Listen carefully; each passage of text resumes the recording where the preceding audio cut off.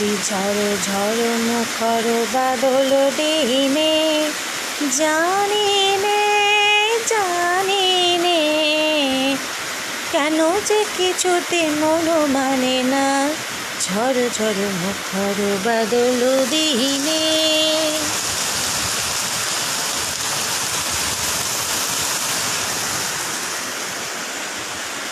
প্রচণ্ড ঝড় আর জল হচ্ছে, বৃষ্টি প্রচণ্ড। বেরিয়েছিলাম একটুখানি, কিন্তু